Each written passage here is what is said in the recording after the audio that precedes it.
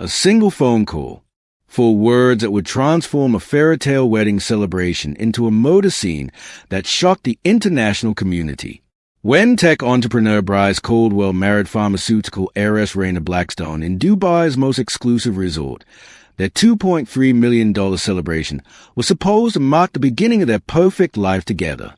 Instead, it became the backdrop for a crime so calculated, so devastating, that investigators are still analyzing the evidence today. The Burj Al Arab gleamed against the Persian Gulf as 300 guests watched two of America's most promising young executives exchange vows.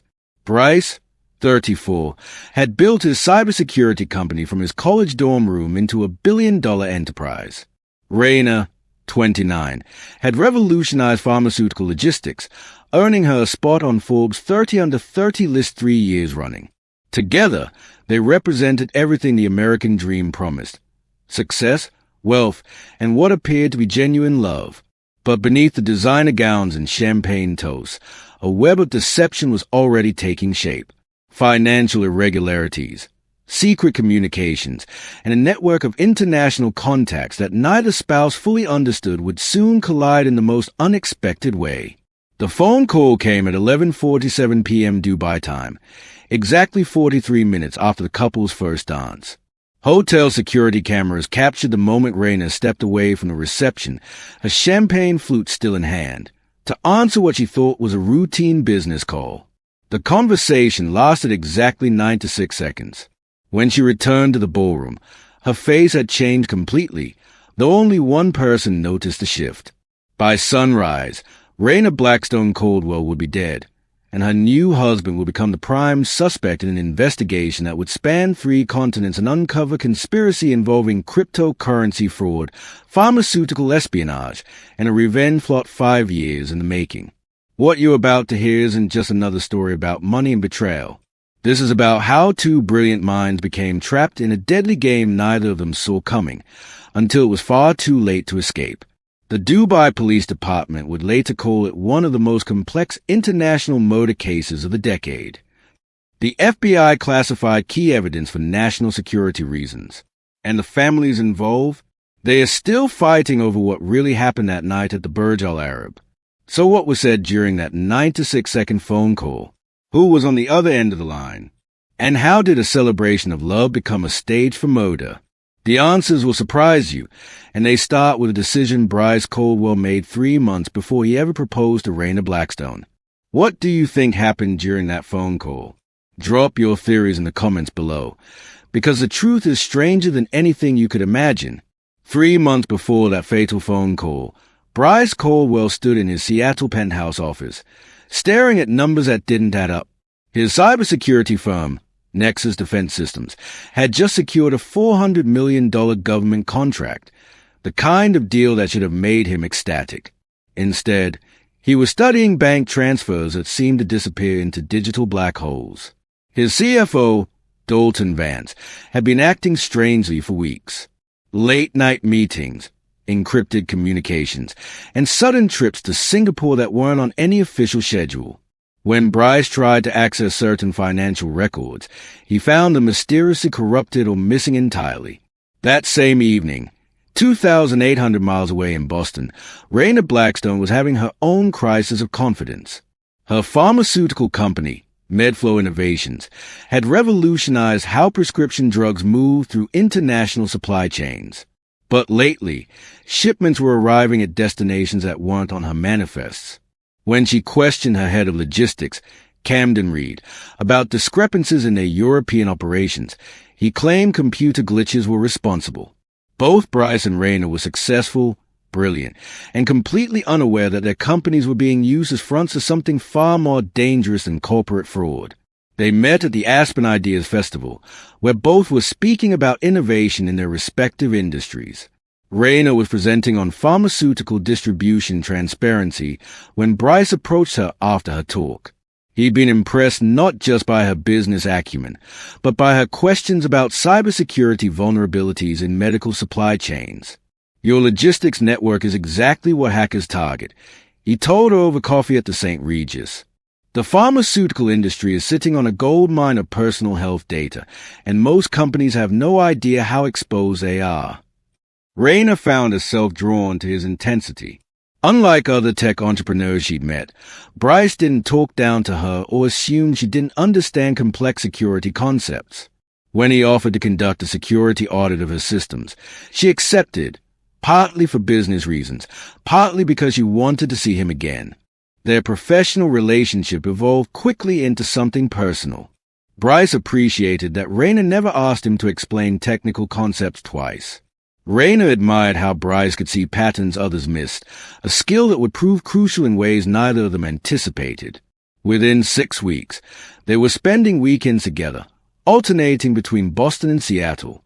Their companies began exploring potential partnerships, combining Bryce's security expertise with Reyna's distribution networks. On paper, it looked like a match made in business heaven. But their respective employees weren't thrilled about the merger discussions. Dalton Vance warned Bryce that MedFlow's international connections could bring unwanted scrutiny from federal agencies. Camden Reed told Reyna that Nexus Defense's government contracts might complicate their pharmaceutical licenses in certain countries. Both warnings proved prophetic, though not in ways anyone expected.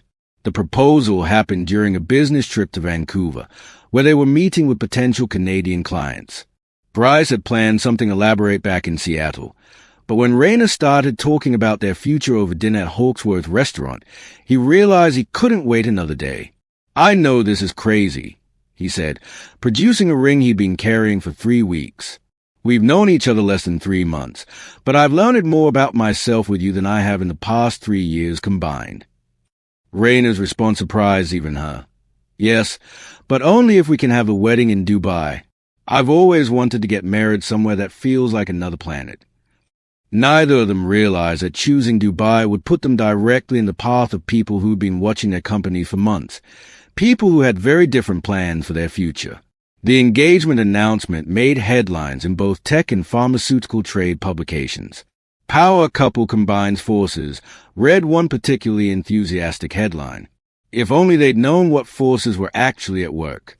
The wedding planning should have been the happiest time of their lives. Instead, it became the stage where hidden enemies revealed themselves, though Bryce and Reyna wouldn't recognize the signs until it was too late. Reyna had chosen Dubai for its extravagance, but the decision triggered a chain reaction neither of them anticipated. Within days of booking the Burj Al Arab, they received an unexpected offer from Kazimir Volkov, a Russian businessman who claimed to represent a consortium of international pharmaceutical investors. "Your combined companies represent exactly what our clients seek," Volkov told them during a video conference from his Monaco office. "We would like to discuss a joint venture worth $800 million, contingent on meeting face-to-face in Dubai during your wedding week." The timing seemed too perfect. Reyna was suspicious. Legitimate business deals didn't typically revolve around wedding schedules. But Bryce saw opportunity. His government contract were under review, and diversifying into international markets could provide crucial backup revenue streams. What they didn't know was that Volkov had been monitoring their company for 8 months, waiting for the right moment to approach them. The wedding provided perfect cover for what he actually had planned. Meanwhile, the employees' behavior grew increasingly erratic.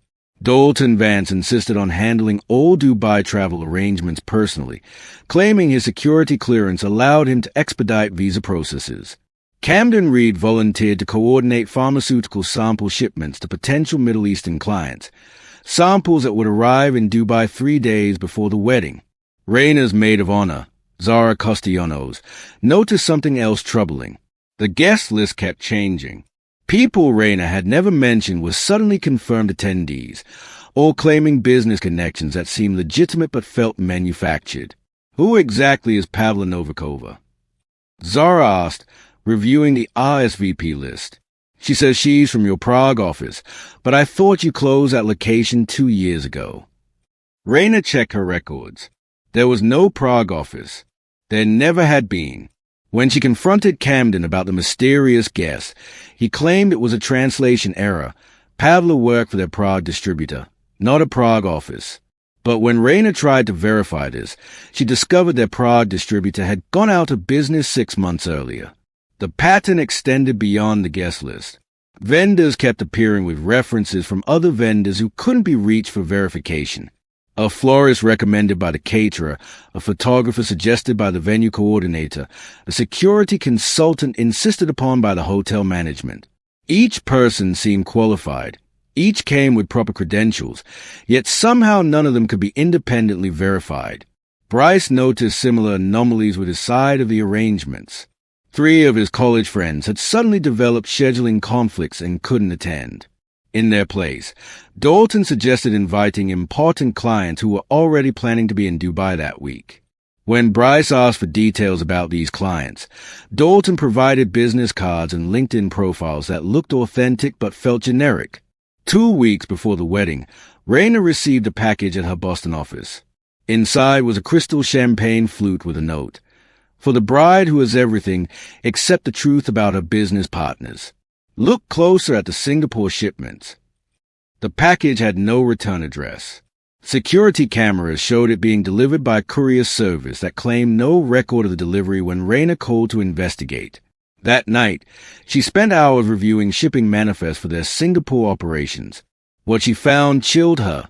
Medications being shipped to addresses that didn't exist, payment authorizations from bank accounts she'd never opened, and customs declarations signed with a version of a signature she didn't remember making.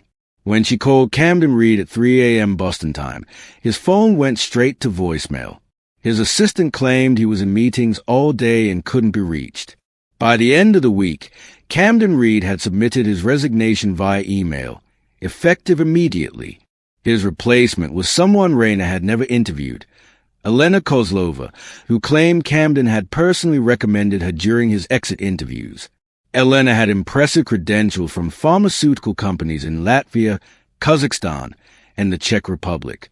But when Reyna tried to verify her background, she encountered the same problem she'd had with the wedding vendors, references that seemed real but couldn't be confirmed. With 1 week until the wedding, both Bryce and Reyna were questioning everything. Their companies were being run by people they couldn't verify. Their wedding was being attended by guests they'd never met. And somewhere in Dubai, forces they didn't understand were preparing for their arrival. The Burj Al Arab's gold-plated lobby should have felt like a dream come true. Instead, Reyna felt like she was walking into a carefully constructed trap. The flight from Boston had been turbulent, but not nearly as unsettling as discovering that their upgraded first-class seats had been complimentary gifts from an airline executive she'd never heard of. Bryce arrived 6 hours later from Seattle, his usual confidence replaced by visible tension. During his layover in London, someone had approached him at Heathrow Airport, a woman claiming to represent Dubai's Ministry of Economic Development. She congratulated him on his upcoming wedding and casually mentioned that several government officials were looking forward to meeting him at the reception. "I never sent wedding invitations to any government officials," Bryce told Reyna as they settled into their $15,000 per night royal suite. "But apparently, we're hosting people from 3 different countries who all claim to have legitimate business interests in our companies." The hotel concierge, Amora Al-Rashid, seemed unusually informed about their guest arrangements. She knew details about attendees that even Reyna didn't know, dietary restrictions, room preferences, and arrival times that hadn't been shared with the couple. When Reyna questioned how Amora had obtained this information, the concierge smiled diplomatically and claimed the wedding planner had provided comprehensive briefings. But their wedding planner, Iris Carmichael, insisted she'd never spoken with hotel staff about guest details. In fact, Iris revealed something disturbing. Several coordination calls had been scheduled on her calendar by her assistant, but when she tried to attend these meetings, the other parties never showed up. Her assistant claimed scheduling errors, but the pattern was too consistent to be accidental. The first major red flag came during their rehearsal dinner at Nobu Dubai. Kazimir Volkov appeared in person for the first time. Flanked by 2 associates he introduced as pharmaceutical distribution experts from Eastern Europe. One of them, Dmitry Petrov, seemed to know an unusual amount about Medflow's internal logistics systems. "Your Singapore routing protocols are quite sophisticated," Petrov commented during cocktails. We've been analyzing similar distribution networks for potential investment opportunities. Reyna had never published details about their Singapore protocols. That information was classified as proprietary and protected under multiple non-disclosure agreements. The fact that Petrov knew specific technical details meant someone with high-level access had been sharing confidential information. Bryce confronted Dalton Vance privately after dinner. His CFO's explanation was evasive and contradictory. He claimed Volkov's team had requested publicly available information for due diligence, but couldn't explain how public records would include internal routing protocols. Maybe we should postpone the business meetings until after our honeymoon, Bryce suggested. Dalton's reaction was immediate and intense. That would be a serious mistake, he said. These people don't reschedule easily. They've traveled from Moscow specifically for tomorrow's discussions. Canceling now could damage relationships we spent months building. But Bryce had never authorized months of relationship building with Russian pharmaceutical investors. When he pressed Dalton for details, his CFO claimed he'd been given discretionary authority to explore international partnerships. Bryce checked his files. No such authority had ever been granted. That night, Reyna couldn't sleep. She stood on their suite's balcony, watching the Persian Gulf, when she noticed something odd. A man in the hotel's business center was working alone at 2 a.m., and the document spread across his desk looked familiar. She recognized the Medflow logo on several pages, but from her vantage point 30 floors up, she couldn't make out specific details. She decided to investigate. The business center was supposed to be locked after midnight, but the door was open. The man was gone, but he'd left behind photocopies of shipping manifests, employee records, and financial statements from both Medflow and Nexus Defense Systems. Some documents were marked with notes in what appeared to be Cyrillic script. Reyna photographed everything with her phone before security guards appeared, claiming they'd received reports of unauthorized access to the business center. They escorted her back to her suite, but not before confiscating her phone for security protocol verification. She wouldn't get it back until the next morning, and when she did, all the photos she'd taken had been deleted. The wedding day dawned bright and cloudless, perfect weather for what should have been the happiest day of their lives. Instead, both Bryce and Reyna were questioning whether they should go through with the ceremony at all. But 300 guests were already arriving, including people they'd never invited who somehow had legitimate-looking invitations. The pharmaceutical samples Camden Reed had arranged were being delivered to a hotel conference room that wasn't part of their wedding reservation, and Kazimir Volkov was hosting what he called a pre-ceremony business breakfast that neither Bryce nor Reyna had authorized. By 4 p.m., as Reyna prepared for the ceremony, she realized they weren't just getting married. They were walking into the final phase of an elaborate operation that had been planned for months. The question was, would they survive their own wedding? The ceremony began at sunset, with the Arabian Sea glittering behind them like scattered diamonds. 300 guests filled the Burj Al Arab's terrace, but Reyna found herself scanning faces instead of focusing on her vows. At least 40 people were complete strangers, yet they held official invitations and seemed to know intimate details about both families. Judge Harrison Kemp, who'd flown from California to officiate, delivered a beautiful ceremony despite his obvious confusion about the guest composition. He'd privately mentioned to Bryce that several attendees had approached him with questions about international marriage law and asset protection, topics that seemed oddly specific for wedding small talk. During the ring exchange, Reyna noticed Elena Kozlova filming the ceremony with professional equipment that seemed far beyond typical guest photography. When questioned later, Elena claimed she was documenting the event for Medflow's corporate communications. But Medflow had never used corporate communications for personal employee events. The reception began flawlessly. The champagne was Dom Perignon, the caviar was Iranian beluga, and the flower arrangements cost more than most people's annual salaries. But beneath the luxury, dangerous currents were flowing that neither bride nor groom fully understood. Bryce's best man, Trevor Ashworth, pulled him aside during cocktails with disturbing news. 3 wedding guests had approached Trevor asking detailed questions about Nexus Defense Systems government contracts. They claimed to be potential business partners, but their questions focus on classified information that shouldn't have been common knowledge. They knew about the Pentagon's cybersecurity upgrade timeline, Trevor whispered. That information is need-to-know only, and I don't think these people need to know. Meanwhile, Zara Costillanos discovered something alarming in the bridal preparation room. While helping Reyna with her dress adjustments, she'd found a small recording device hidden inside the flower arrangement. The device was sophisticated, military-grade surveillance equipment that required specialized knowledge to install and operate. Hotel security claimed they'd never seen the device before and suggested it might have been planted by one of the florists. But when they tried to investigate, they discovered that the florist company had no permanent address and their business license had expired 3 months earlier. The dinner service proceeded normally until the pharmaceutical samples arrived at their designated conference room. Reyna had authorized a display as potential talking points with international guests, but what arrived wasn't what she'd ordered.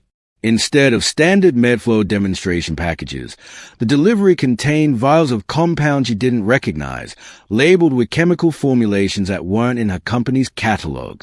Dr. Patricia Morland, a biochemist who'd attended as Reyna's former professor, examined the samples discreetly and reported her findings in hushed tones. These aren't pharmaceutical products, she told Reyna. The chemical signatures suggest experimental compounds, possibly synthetic opioids or psychoactive substances. Where did you acquire these? Reyna had never acquired them. Elena Kozlova claimed the samples were part of a new product line being developed in partnership with Eastern European laboratories. But when Reyna demanded documentation, Elena couldn't produce any development contracts or regulatory approvals. The evening's most unsettling moment came during the father-daughter dance. Reyna's father, distinguished businessman Reyna Blackstone, mentioned that several guests had approached him asking about MedFlow's expansion into cryptocurrency payments for international transactions. I told them we don't accept cryptocurrency, Leonard said, but they seemed to think we'd been processing Bitcoin payments through Singapore for months.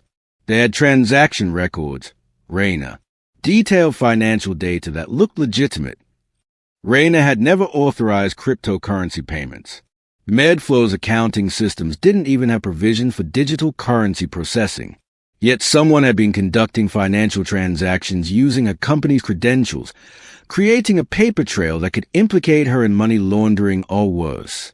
As the evening progressed, the web of deception became impossible to ignore. Guests were networking with information they shouldn't possess.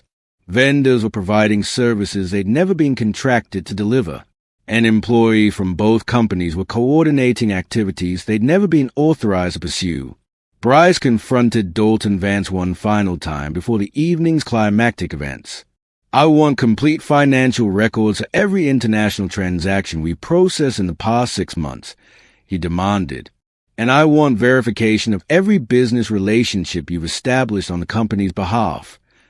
Dalton's response was immediate and chilling.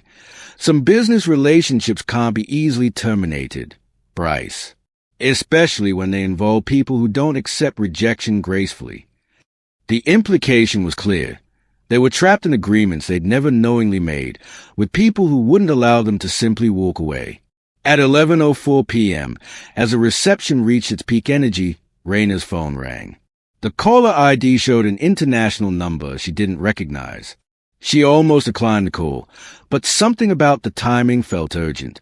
She stepped away from the dance floor, champagne flute still in hand, to take what she thought would be a routine business call. The conversation that followed would last 96 seconds and cost her life. The voice on the phone belonged to FBI agent Natasha Cross, calling from Quantico at 3:04 a.m. Eastern Time. Her words shattered Reyna's world in less than 2 minutes. Mrs. Blackstone Caldwell, your life is in immediate danger. Both your companies have been infiltrated by an international crime syndicate. Do not trust anyone at your location. We have evidence that tonight's events are cover for a major operation involving pharmaceutical smuggling and cryptocurrency laundering. Agent Cross had been tracking the conspiracy for 8 months, following digital breadcrumbs that led from Russian oligarchs to Mexican cartels to the very hotel where Reyna stood. The wedding wasn't a celebration. It was a final phase of an elaborate money laundering scheme that used legitimate businesses as fronts for moving illegal pharmaceuticals and crypto assets across international borders. Kazimir Volkov isn't an investor, Cross explained rapidly. He's a coordinator for the Bratva, Russian organized crime. Your employee Elena Kozlova is actually Elena Voronova, wanted by Interpol for pharmaceutical trafficking. The compounds in your conference room aren't samples. They're synthetic fentanyl precursors worth $50 million on the black market. The 9 to 6 second conversation revealed the terrifying scope of the operation. Dalton Vance had been compromised 18 months earlier, recruited after accumulating gambling debts in Las Vegas. Camden Reed had been replaced by an imposter 6 months ago. The real Camden Reed was found dead in Prague, though his death had been staged to look like a heart attack. But the most devastating revelation came in the final 20 seconds of the call. Your husband may not be who you think he is. The man you married today has been under surveillance for potential involvement in this conspiracy. We believe is either a willing participant or the next intended victim. When Reyna returned to the ballroom, her face had changed completely. The champagne flute trembled in her hand as she processed the implications. Everyone she trusted had been lying to her. Her company had been used to smuggle drugs across 3 continents. Her wedding guests included wanted criminals and undercover federal agents. Most horrifying of all, she didn't know whether the man she'd just married was a partner or her enemy. She approached Bryce carefully, trying to read his expression for signs of deception. "We need to talk privately," she whispered. "Something's happened." But Bryce was already moving toward the exit, his face grim with determination that looked either heroic or sinister depending on your perspective. "I know," he said quietly. "I just got a call too." They walked toward their suite, but never made it to the elevator. At 11:52 p.m., security cameras captured both of them entering the hotel service corridor, apparently heading toward the business center where Reyna had discovered the documents the night before. The next footage shows them at 12:17 a.m. in what appears to be an intense confrontation. Bryce is gesturing emphatically, holding what looks like a cell phone. Reyna is backing away, her expression fearful. Audio quality is poor, but lip-reading experts later determined that Bryce was saying, "You don't understand. They'll kill us both if we don't cooperate." At 12:23 a.m., Elena Kozlova Voronova appears in the corridor, flanked by 2 men who weren't wedding guests. The security footage becomes corrupted at exactly 12:24 a.m., and when it resumes at 12:31 a.m., only Bryce is visible, kneeling beside Reyna's motionless body. The official cause of death was cardiac arrest induced by synthetic toxins, specifically a combination of the compounds that had been delivered to the conference room earlier that evening. The method was sophisticated, nearly undetectable, and suggested professional execution rather than crime or passion.